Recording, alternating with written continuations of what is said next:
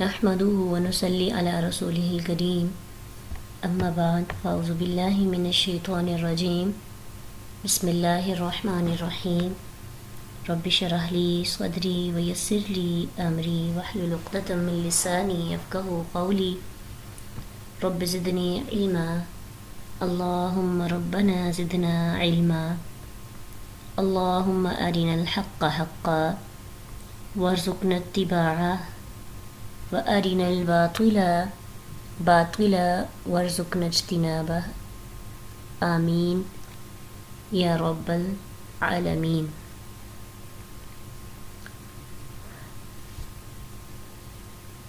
ولو اور اگر شئنا چاہتے نہ ہم، اگر ہم چاہتے، لبعثنا لا البتہ، بعثنا بھیج دیتے ہم۔ اچھا یہ بھی آپ ماضی میں پڑھیں گے انشاءاللہ نا، کل پڑھیں گے یہ دونوں ورڈز۔ خلقنا جیسے آج ہم نے پڑھا، سامعہ سے پڑھا یا ذہبہ سے پڑھا، تو اس کی جگہ پہ ذہبنا، شئنا، بعثنا، بھیج دیتے ہم، فی کل قریۃ، ہر بستی میں، نذیرا، ایک ڈرانے والا۔ فلا تو نہ، تطع آپ اطاعت کیجئے، الکافرین کافروں کی، وجاہدہم و اور جاہد جہاد کیجئے، ہم ان سے، بھی ساتھ اس کے، جہادن جہاد، کبیرہ بہت بڑا۔ اب دیکھیں کہ اعتراضات ہوئے، اعتراضات کے بعد اللہ سبحانہ تعالیٰ نے توحید کی کچھ دلائل بھی پیش کیے۔ اب بات کی جا رہی ہے کہ جیسے ہم نے بارش کو مختلف شہروں اور ملکوں میں بانٹ دیا، تو اگر ہم چاہتے تو اسی طرح ہر بستی میں ایک ڈرانے والا علیحدہ علیحدہ بھیج دیتے، یعنی اللہ کے نبی کو صلی اللہ علیہ وسلم کو آخر میں نذیر بنا کر بھیجا گیا، بشیر بنا کر بھیجا گیا۔ اب آپ کے بعد کوئی نبی نہیں، آپ ہر بستی، ہر گاؤں، ہر علاقے کے نبی ہیں۔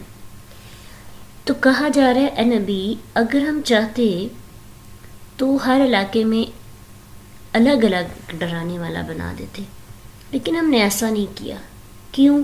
کیونکہ اس سے الگ الگ امتیں وجود میں آ جاتی، ان سب کا آپس میں اختلاف ہوتا، اس لیے ہم نے ساری زمین کے لیے ایک ہی نبی کو مبعوث کر دیا، ایک ہی ڈرانے والا مقرر کر دیا، سب اس کی اطاعت کریں، جو بھی اس کا انکار کرے گا وہ کیا ہوگا، ان کے ساتھ پھر آپ قتال کریں۔ ٹھیک ہے، تو اس آیت میں اللہ تعالیٰ کی کمال قوت اور بے نیازی کا اظہار ہے، اور نبی صلی اللہ علیہ وسلم کی جو نعمت ہے، کمال نعمت، اس کی حکمت بھی بتائی جا رہی ہے، اور حکمت یہی ہے اختلاف پیدا ہو جاتا۔ وَهُوَ فَلَا تُطِعِ الْكَافِرِينَ، اب جو کہ کافر جو ہیں طرح طرح کے اعتراضات کرتے ہیں، تو اس لیے کہا گیا کہ آپ کافروں کا کہنا مت مانیں، وہ معجزوں کا مطالبہ کریں، وہ آپ پر طنز و تنقید کریں، وہ مذاق کے ساتھ دعوت کو روکنے کی کوشش کریں، وہ مختلف طرح کی پیشکش کریں، جیسے سورۃ قلم آیت 9 میں اللہ سبحانہ تعالیٰ فرماتے ہیں وَدُّوا لَوْ تُدْہِنُ فَيُدْہِنُونَ، وہ چاہتے ہیں کاش تو نرمی کر، تو وہ بھی نرمی کریں۔ لیکن نبی صلی اللہ علیہ وسلم کو کیا حکم دیا جا رہا ہے؟ فَلَا تُطِعِ الْكَافِرِينَ، آپ کافروں کی اطاعت نہ کیجیے، آپ ان کی طرف سے جو بھی اعتراضات ہیں، ہر اعتراض کا جواب دینا ضروری نہ سمجھیں، ان کی طرف سے جو ڈیمانڈز ہیں وہ آپ کو اپنے ساتھ میں لانے کے لیے، دعوت کو روکنے کے لیے مختلف پیشکش کرتے ہیں، آپ ان کی طرف دھیان نہ دیں۔ آپ کا کیا کام ہے؟ جو آپ کا انکار کرتا ہے ان کے ساتھ جہاد کریں، اور جہاد کا مطلب ہوتا ہے کسی کے مقابلے میں اپنی طرف سے پوری کوشش کرنا، اور اس سے مراد یہ ہے کہ قرآن، بھی سے مراد قرآن کے ساتھ، وجاہدہم بہ جہادًا کبیرا، جہاد کیجیے ان سے ساتھ اس کے سے مراد قرآن ہے، کیونکہ سورت کی ابتدا میں بھی یہ ذکر ہوا تبارک الذی نزل الفرقان علی عبدہ، کہ اللہ سبحانہ تعالیٰ نے اپنے بندے پر نازل کیا اس فرقان کو۔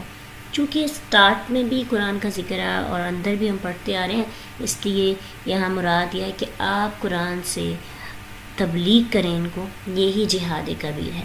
آخری حد تک کوشش کریں ان کو دعوت دینے کی، ٹھیک ہے۔ تو دعوت تبلیغ کا سلسلہ جو ہم شروع کرتے ہیں، یہ نفس کا جہاد جو ہوتا ہے، یہ بہت بڑا جہاد ہے، سب سے بڑا جہاد ہے۔ پھر اس کے بعد اللہ کے نبی صلی اللہ علیہ وسلم کو قتال کا حکم بھی دیا گیا، تو اس کو بھی جہادن کبیرن کہا گیا۔ تو غرض یہ کہ جس دور میں جیسی ضرورت ہو، اگر آپ کو تلوار کی ضرورت ہے، قلم کی ضرورت ہے، یا پھر الفاظ کی ضرورت ہے، جس دور میں جو جہاد ہمیں کرنا چاہیے، جس کے ذریعے زیادہ سے زیادہ لوگ دین کی طرف آ سکتے ہیں، ویسا جہاد کریں۔ جیسے آج کا جو دور ہے، سوشل میڈیا کا دور ہے نا، تو آج ہمارے سب سے بڑا جہاد یہ ہے کہ ہم اس کو اچھا طریقے سے استعمال کریں اور اس کے ذریعے نان مسلمس تک یا مسلمانوں تک صحیح بات کو پہنچائیں، غلط بات کے بارے میں آگاہی دیں، جو لوگ برائیوں میں انوالو ہیں ان کو صحیح راستے پہ لانے کی کوشش کریں۔ وہ کوشش کیسی بھی ہو سکتی ہے، کوشش کرنے والے قافلے کے ساتھ شامل ہو جائیں، ان کو سپورٹ کریں، یا پھر خود آگے لیڈر بن سکتے ہیں۔ اگر یہ اللہ تعالیٰ نے نہیں کوالٹیز رکھی تو حواری بن جائیں۔ یہ کسی نہ کسی طریقے کے ساتھ ہر دور میں امر بالمعروف و نہی عن المنکر کا کام ہوتے رہنا چاہیے۔ اگر دور ایسا آ جائے کہ جہاں پہ لوگ زیادہ یعنی لوگ اسلام کے اگینسٹ اور اسلام کے بارے میں ایسے پروپیگنڈے کریں کہ اسلام کی حکومتوں کو پامال کرنا شروع کر دیں، تو وہاں پھر تلوار اٹھانا ضروری ہو جاتا ہے۔ تو اس دور کے اندر جیسے عمر رضی اللہ عنہ کے دور میں انہوں نے فتح کیے تھے نئے علاقے، کیسے فتح کیے تھے؟ جنگوں کے ساتھ۔ نبی صلی اللہ علیہ وسلم کے دور میں بھی، کیونکہ اس وقت جو کافر تھے مسلمانوں کو بہت نقصان پہنچاتے تھے، سکون سے نہیں رہنے دیتے تھے، اس لیے پھر اپنی طاقت ان پر طاقت دکھا کر ان کے اندر ایک رو پیدا کرنا تھا، اور جب وہ رو پیدا ہو گیا تو جو لوگ ڈکے چھپے اپنے گھروں میں چھپ چھپ کر ایمان آتے وہ بھی سامنے ظاہر ہو کر اسلام پر عمل کرنے لگے، کیونکہ اسلام کے پاس ایک روب آ گیا تھا۔ تو اس وقت یہ چیز ضروری تھی، اس لیے جس دور میں جو ضروری ہو اس کے لیے، یعنی جہاد کا جذبہ، شوق، یہ ہر انسان کے دل میں ہونا چاہیے۔ جو یہ بندہ جہاد کے جذبے کے بغیر ہی، کوشش کے بغیر ہی چلا جاتا ہے نا، تو اس کا ایمان پھر مشکوک ہو جاتا ہے، وہ ایفرٹ ہی نہیں کرتا، بس اسے اپنی ہی فکر رہتی ہے۔ تو ہم لاسٹ بھی ایک لیکچر میں ہم نے یہ چیز پڑھی تھی کہ ہم نے خود سیکھا، آگے بڑھ کے دوسروں کو بھی سکھائیں۔ اللہ کے نبی کو بھی یہ حکم دیا جا رہا ہے کہ آپ لوگوں کی طنز تنقید، باتیں، تکلیفیں، اگر ان کو اوور کم کرنا چاہتے ہیں نا، تو کیا کریں؟ دین کی خدمت کے لیے نکل پڑیں۔ ہمارے لیے بھی یہی ہے کہ اگر ہم اپوزیشن کی باتوں، تکلیفوں، طنز تنقید سے نکلنا چاہتے ہیں، قرآن کو سیکھیں اور قرآن کے ذریعے جہاد کریں۔ اپنے گھروں میں جہاد کر سکتے ہیں۔ اب دیکھیں نا، جیسے طرح طرح کی برائیاں سامنے آتی ہیں، دلائل کے ساتھ بات کرنے کے لیے ہمیں علم حاصل کرنا پڑتا ہے۔ اپنی آئندہ آنے والی فیوچر جنریشن کے لیے ہمیں اپنے لیے ڈاٹا تیار کرنا ہے، ہم ان کو جو ہے سکھائیں، بتائیں، خود دوسروں پہ ڈالنے کی ضرورت نہیں۔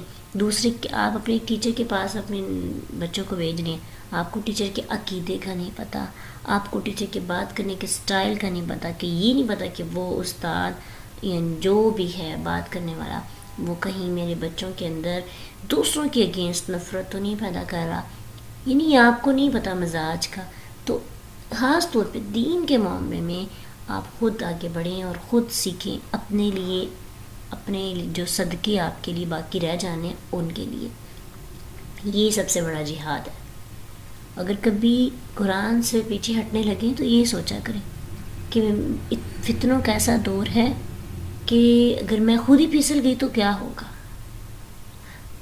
آپ کو پتہ ہے لوگ خریدے جا رہے ہیں اسلام کے خلاف، پیسے جو ہیں، جو مرضی ہیں ختم نبوت کا انکار کرنے والے، ان میں سے بہت سے ایسے لوگ ہیں کہ وہ لوگ اسلام کا انکار کروا کر مرزا قادیانی کے بارے میں منوا کر کے جی یہ بھی سچا نبی ہے، تو وہ ایسا سپورٹ کرتے ہیں، سیٹ کر دیتے ہیں فائنینشیل طور پر، ایون کہ جو ہے وہ ہجرت کروا دیتے ہیں پاکستان سے دوسرے ملک میں. اور ہماری تو ویسے ہی اس چیز کو ہم بڑا سمجھتے ہیں کہ جو لوگ باہر جا کے زندگی جیتے ہیں ان کی زندگیاں کیسے ہیں، یہ ہمیں خود اندازہ نہیں ہے کہ ان کی زندگی اتنی آسان ہی، ہم آزاد ملک میں بڑے اچھے سے اسلام پر عمل کر رہے ہیں. وہ لوگ واپس آتے ہیں جب ان کی اولادیں بڑی ہو جاتی ہیں اپنے بچوں کی تربیت کے لیے پاکستان میں، اسلامی ملک کے اندر. تو بات یہ ہے کہ ہمیں جہاد کرنا ہے، ہمیں خود اپنے لیے جہاد کی ضرورت پڑے گی، کیونکہ جب ہم محتاجی یا ہمارے پاس مشکل میں پڑ جاتے ہیں، جب ہمیں پیسوں کی ضرورت ہوتی ہے، ہمیں پھر سمجھ نہیں آتی کہ ہم کیا کریں. تو پھر ہمیں کوئی بھی اپرچونٹی آئے یا ہماری آئندہ آنے والی، چلے ہمارے ایمان تھوڑے مضبوط ہو بھی جائیں، ہمارے بچوں کو کوئی اپرچونٹی دی جائے پیسوں کے معاملے میں کہ اچھا آپ یہ کر لیں، اپنے اسلام کو بیچ دیں، آپ کو اتنے ڈالرز دیے جائیں گے. یقین جانے 80% چانسز ہیں کہ ہماری جو آئندہ آنے والی جنریشن ہے نا وہ بک جائے گی، کیونکہ ایمان جو عقیدہ ہے نا، جو ایمان ہے، اسلام ہے کتنی قیمتی چیز، یہ ویلیو ہم اپنے بچوں کو نہیں دے رہے.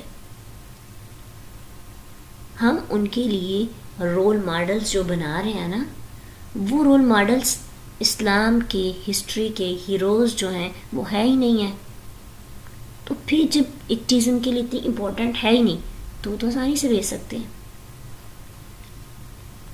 اس لیے اپنے لیے بھی دعا کیا کریں اور آئندہ اپنے اولادوں کے لیے بھی دعا کیا کریں، اور اپنے آپ کو تیار بھی کریں. یہ سب سے بڑا جہاد ہوگا آپ کا، کہ جہاد کرنا ہے آپ نے علم کے ساتھ. اور یہ ہتھیار ہیں، تلواریں، یہ آپ سمجھیں یہ اوزار ہیں، یہ ہتھیار جو آپ جنگوں میں استعمال کرتے ہیں نا، یہ وہ ہیں.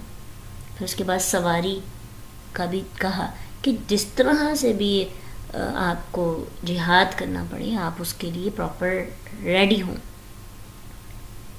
تو آپ کا علم، اوتھینٹک نالج، قرآن اور حدیث کا علم آپ کے لیے ہتھیار ہیں جو آپ نے آئندہ آنے والے لوگوں کے ساتھ جنگیں کرنی ہیں، جہاد کرنا ہے.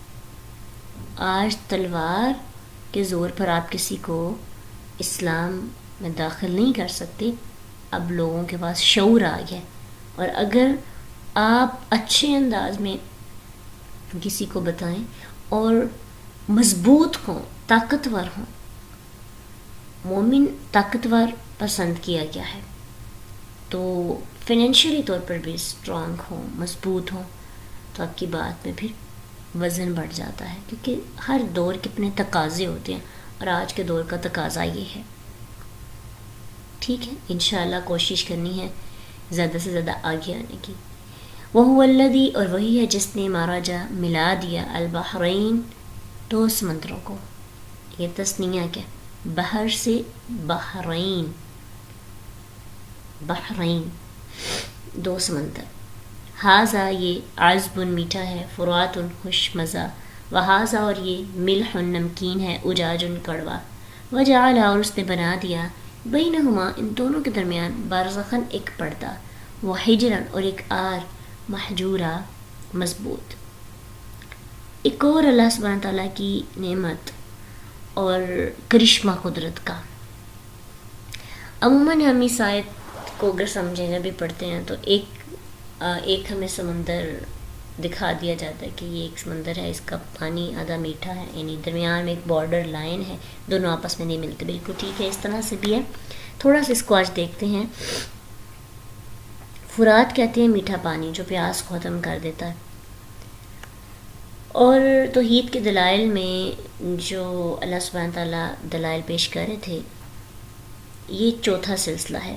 اس آیت میں اللہ کی توحید اللہ کی قدرت اور انسان پر اللہ تعالیٰ کی جو نعمتیں ہیں اسے بیان کیا گیا ہے۔ نعمت کیا ہے؟ جیسے سورہ الرحمن میں مرج البحرین یلتقیان بینہما برزخ لا یبغیان، کس نے دو سمندروں کو ملا دیا جو اس حال میں مل رہے ہیں کہ ان دونوں کے درمیان میں ایک پردہ ہے۔ زمین کے تقریباً 70% حصے پر سمندر ہے اور جس کا پانی سخت نمکین ہے۔ سمندر کا پانی نمکین ہوتا ہے، کل بھی ہم نے یہ پڑھا تھا، اور بظاہر اس کے ساتھ ملا ہوا میٹھے پانی کا کوئی سمندر نہیں۔ اور یہ بات یقینی ہے کہ اللہ تعالیٰ نے جو بات بتائی کہ دو سمندر ہیں جی، میٹھا اور نمکین اکٹھے، تو اس کو بھی ہم نے سمجھنا ہے۔ سمندر کا پانی تو نمکین ہوتا ہے، تو عربی زبان میں بحر کا لفظ پانی کے بہت بڑے ذخیرے کے لیے بولا جاتا ہے، اس لیے یہ لفظ سمندر کے لیے بھی استعمال ہوتا ہے، دریا، دونوں کے لیے استعمال ہوتا ہے۔ تو اس سے مراد زمین پر موجود پانی کے دو بڑے ذخیرے ہیں، ایک میٹھا جو دریاؤں، جھیلوں اور ندی نالوں کے صورت میں ہے، یہ ایک تفصیل ہے اس کی۔ دوسرا کڑوا ہوتا ہے جو سمندر کی صورت میں ہے۔ ایک دوسرے کے قریب ہونے کے باوجود دونوں کے درمیان اللہ تعالیٰ نے زمین کی اوٹ بنا دی ہے، زمین ایک پردہ بنا دیا۔ دیکھیں نا، دریا اور سمندر ہیں تو ان کے درمیان میں پردہ کیا ہے؟ زمین۔ تو اپنی اپنی جگہ پہ رہتے ہیں، نہ نمکین میٹھے پر غالب آتا ہے، نہ میٹھا نمکین پر غالب آتا ہے، اور اس کا مشاہدہ ہم کرتے رہتے ہیں۔ جھیلوں، تالابوں اور آبشاروں کا پانی میٹھا ہوتا ہے، سمندر کا پانی نمکین ہوتا ہے۔ دوسرا اس کا یہ بھی ہے کہ اس سے مراد زمین کے نیچے موجود پانی کے دو سمندر ہیں، جن میں سے ہر ایک کی روح دوسرے کی روح کے بالکل ساتھ چل رہی ہے۔ ایک جگہ نلکا لگائیں تو پانی نکلتا ہے میٹھا، دوسری جگہ نلکا لگائیں اتنے ہی بور سے، یعنی اتنی گہرائی سے، تو پانی نکلتا جی نمکین۔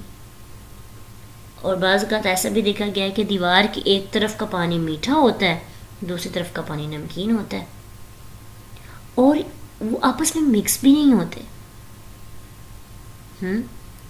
کبھی آپ نے اس پر غور کیا؟ اتنی ہی گہرائی پر کچھ جگہوں پر پانی جو ہے نا وہ نمکین ہوتا ہے، اچھا نہیں ہوتا، تو میٹھا نہیں ہوتا، اس کو یہ کہہ سکتے ہیں، اور دوسری جگہ پر، کسی اور جگہ پر وہی پانی اتنی ہی گہرائی میں میٹھا ہوتا ہے۔ تو ایک اس طرح سے بھی ہم اس کی تفسیر کر سکتے ہیں۔ تیسری چیز، اس کا وہ مقام جہاں کسی بڑے دریا کا پانی سمندر میں گرتا ہے اور اس کے اندر دور تک چلا جاتا ہے، اس کا رنگ، ذائقہ سمندر کے پانی کے رنگ اور ذائقے سے بالکل ڈیفرنٹ ہوتا ہے۔ دونوں کے درمیان نظر نہ آنے والی ایک رکاوٹ حائل ہوتی ہے، اور اس سے مراد وہ سمندر بھی ہو سکتا ہے جو دریا سمندر آپس میں ملتے ہیں۔ چوتھی چیز جو اس کے بارے میں بیان کی جاتی ہے وہ یہ ہے کہ کھارے اور کڑوے سمندر کے درمیان ایسے ذخیرے موجود ہیں جن کا پانی بالکل میٹھا ہوتا ہے، یعنی آپ سمجھیں سمندر کے وسط میں میٹھے پانی ٹکڑوں کی صورت میں دکھائی دیتے ہیں، جس کے متعلق لوگ کہتے ہیں کہ یہ برف کا پانی ہے، اور وہ سمندر کے درمیان اس سے پینے کے لیے حاصل کرتے ہیں پانی۔ سمندر میں مختلف مقامات میں میٹھے پانی کے چشمے پائے جاتے ہیں جن کا پانی سمندر کے پانی سے، یعنی سمندر کے تلخ اور نمکین پانی کے درمیان اپنی مٹھاس پر قائم رہتا ہے۔ اور کچھ لوگوں نے اس پر ریسرچ بھی کی اور بتایا بھی کہ سمندر کی تہہ میں آب شری کے چشمے ہیں اور لوگ اسے بہت مدت تک پانی حاصل بھی کرتے رہے ہیں۔ اب اس آیت میں نعمت کی یاد دہانی کروائی گئی ہے، اور وہ نعمت کیا ہے؟ میٹھا پانی اور نمکین، یعنی میٹھے پانی کو بھی نعمت کہا اور نمکین کو بھی نعمت کہا۔ میٹھا پانی تو نعمت نظر آتا ہے، ہر جاندار اس کو پیتا ہے، سب لوگوں کی زندگی کا دار و مدار اس کے میٹھے پانی پر ہے۔ سمندری کھارا پانی، اس کو نعمت کیسے قرار دیا گیا؟ کہا جاتا ہے کہ سمندری پانی جو کھارا ہوتا ہے، نمکین ہوتا ہے، اللہ تعالیٰ کی اس میں بھی بہت بڑی حکمت ہے۔ میٹھا پانی زیادہ دیر تک کہیں ٹھہرا رہے تو وہ خراب ہو جاتا ہے، اس کے ذائقے، رنگ یا بو میں تبدیلی آ جاتی ہے۔ جو کھارا پانی ہوتا ہے نا وہ خراب نہیں ہوتا، نہ اس کا ذائقہ بدلتا ہے، نہ اس کا رنگ بدلتا ہے، نہ اس کی اسمیل چینج ہوتی ہے۔ تو اگر پانی ساکن ہو جائے، میٹھا رکا رہے، جیسے تالابوں جھیلوں کے اندر پانی رک جاتا ہے، پھر اس کے اندر بدبو اسمیل پیدا ہو جاتی ہے، اور پھر جس سے انسانوں اور حیوانوں کا زمین میں رہنا مشکل ہو جاتا ہے۔ اس میں مرنے والے جانوروں کی جو اسمیل ہوتی ہے، جلنے کی، گلنے کی، بہت بری ہوتی ہے۔ اب اللہ کی حکمت دیکھیں کہ یہ سمندر لاکھوں برس سے موجود ہے، ہزاروں لاکھوں سال پہلے سے۔ ان میں کتنے ہی جانور، کروڑوں جانور رہتے ہیں اور مرتے ہیں، اور پھر اس میں گل سڑ جاتے ہیں، لیکن اسمیل نہیں آتی۔ اور اب دیکھیں ایک لاش سے کتنی اسمیل آ جاتی ہے، لیکن اللہ تعالیٰ نے پانی میں نمکیات کی مقدار اتنی رکھ دی ہے کہ پانی میں وہ ذرا بھی بدبو پیدا نہیں ہونے دیتی۔ اس سے جو اٹھنے والی آبی بخارات ہیں وہ بھی ٹھیک ہوتے ہیں، ان سے جو پانی بارش کی صورت میں ملتا ہے وہ بھی پاک ہوتا ہے۔ اللہ تعالیٰ نے سمندر کا مردار بھی حلال کر دیا، اس کی نمکیات جو ہیں اس کے مردار کو بھی خراب نہیں ہونے دیتی۔ جیسے آپ کہتے ہیں نا کسی بھی چیز کو نمک لگا کے رکھ دیتے ہیں، تو اللہ تعالیٰ نے سمندر کے اندر ہی نمک کی اتنی مقدار پیدا کر دی ہے کہ وہاں پہ جو بھی جانور مرتے ہیں وہ مر کر دوسروں کے لیے مصیبت کا باعث نہیں بنتے۔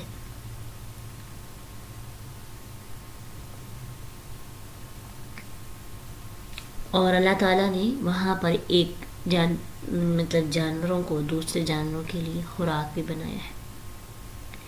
تو یہاں اللہ سبحانہ تعالیٰ کی دونوں نعمتوں کا ذکر ہے، میٹھے پانی جو خوش مزہ ہے، نمکین پانی جو کہ کڑوا ہے۔ اس سے ہم چیزیں اپنی زندگی کے لیے بھی حاصل کر سکتے ہیں کہ ہماری زندگی میں بھی دو طرح کے سمندر ہوتے ہیں، دو طرح کے رویے ہوتے ہیں، دو طرح کی ہماری زندگی ہوتی ہے۔ کبھی کبھی بڑی میٹھی سی زندگی ہوتی ہے، اور وہ میٹھی زندگی بھی ہمارے لیے ضروری ہوتی ہے، اور کبھی کبھی کچھ لوگ بڑے کڑوے نمکین سے ہوتے ہیں، وہ بھی بڑے ضروری ہوتے ہیں۔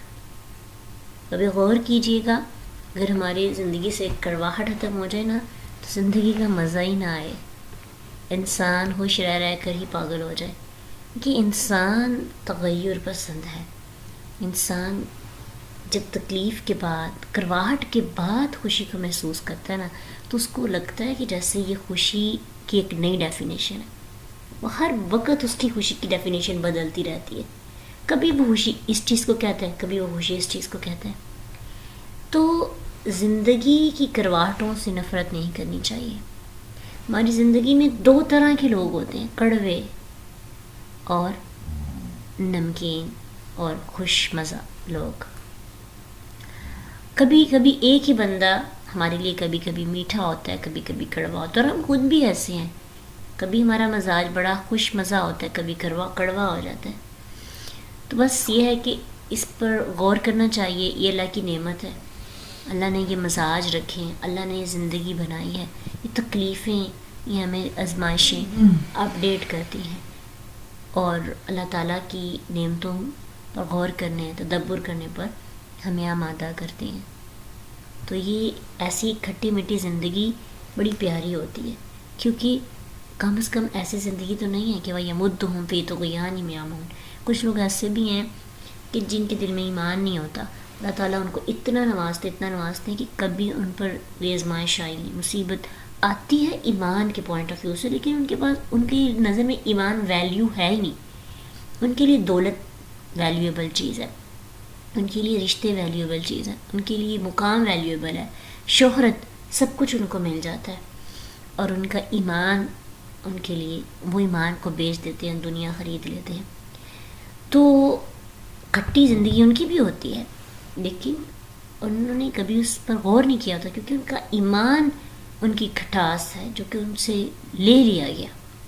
تو ایسی زندگی جب آپ کے پاس ایمان ہو، لیکن حالات کبھی بڑے مزے کے ہوں، کبھی کبھی نا ہمارے پاس نہ کچھ آتا ہے نہ کچھ جاتا ہے، ہم اسی جگہ پر بیٹھے اسی سچویشن میں سیم نعمتوں پر کبھی بڑے ہیپی ہوتے ہیں اور کبھی کبھی خود بخود ہی اداس ہونے لگتے ہیں. یہ سب کون کر رہا ہے؟ کس کے کنٹرول میں ہے؟ اللہ کے. اور اس کے درمیان میں ایک آڑ ہے، یہ دونوں چیزیں مکس بھی نہیں ہوتی. کبھی کبھی ایسا ہوتا ہے نا کہ ہم دکھ کو بھی بڑا انجوائے کرتے ہیں، یعنی انجوائے کا مطلب ہے کھل کے دکھی ہو جاتے ہیں، بڑی مشکل سے سچویشن سے باہر آتے ہیں. بس جب بھی ایسی سچویشن میں جائیں تو سمجھیے میری حالت صبر والی سچویشن ہے، اور دوسری سچویشن حالت شکر والی. اور مومن کے لیے دونوں جو حالات ہیں نا وہ نعمتوں کے اسباب بنتے ہیں. وہ صبر کی حالت میں بھی شکوہ نہیں کرتا، شکر کی حالت میں شکر کرتا ہے. دونوں چیزوں میں وہ کامیاب ہو کر نیکیاں حاصل کرتا رہتا ہے. اللہ ہم سب کو توفیق دے. قدرت کی جو کرشمے ہیں، بڑے بڑے چھوٹے چھوٹے، ان سب کو غور کر کے اپنی زندگی کے ساتھ ریلیٹ کیا کریں. اس سے ہمیں بہت کچھ سیکھا. ایک پودا ہے نا، اس کی جڑیں، اس کا پھیلنا پھولنا، اس کے بیج، اس کے پھول، اس کا تنا، اس کی شاخیں، یہ سب ہمیں ہماری زندگی میں آنے والے مسئلے، پرابلمس کا سلوشن ہوتے ہیں. تدبر کا حکم اس لیے دیا گیا. اور اسی طرح قدرتوں پر، قدرت کے نظاروں پر، قدرتی شاہکاروں پر غور کریں تو زندگی کے بہت سے مسائل کا حل ہمیں انہیں میں مل جاتا ہے. اللہ ہم سب کو تدبر کرنے والی سوچ اور قرآن سے محبت کرنے والا جذبہ عطا کرے، اور ہماری زندگی کے مسئلوں کو ہمارے لیے آسان کر دے، تاکہ ہم اسلام پر پورے محبت اور جذبے کے ساتھ اسلام کے لیے جہاد کر سکیں. وآخر دعوانا ان الحمدللہ رب العالمین. سبحانک اللہم و بحمدک، نشہد ان لا الہ الا انت، نستغفرک و نتوب الیک. السلام علیکم ورحمۃ اللہ وبرکاتہ.